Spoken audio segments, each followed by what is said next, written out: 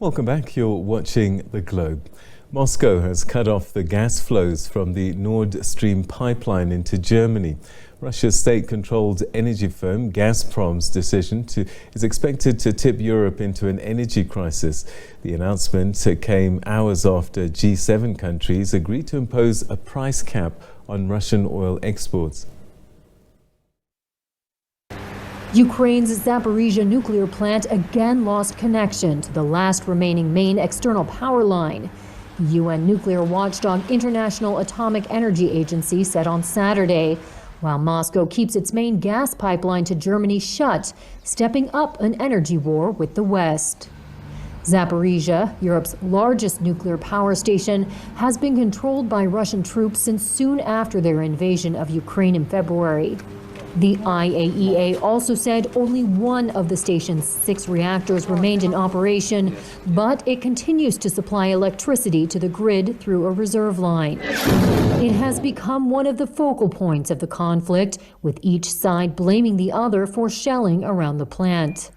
Transmission lines to the plant were cut last week, and the facility was cut off from the national grid for the first time in its history, prompting power cuts in various regions of Ukraine.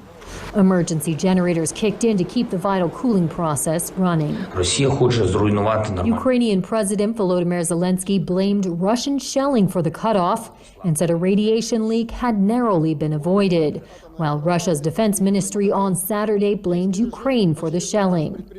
Ukraine and the West have said Russia is using the site as a base for heavy weapons in a move to discourage Ukraine from firing on it, which Russia denies.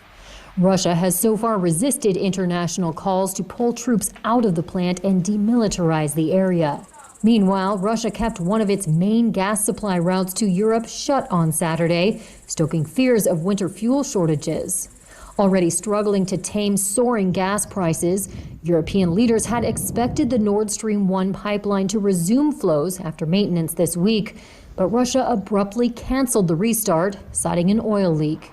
Europe has accused Russia of weaponizing energy supplies in what Moscow has called an economic war with the West over the fallout from Russia's invasion of Ukraine. Moscow puts the blame on Western sanctions and technical issues for supply disruptions.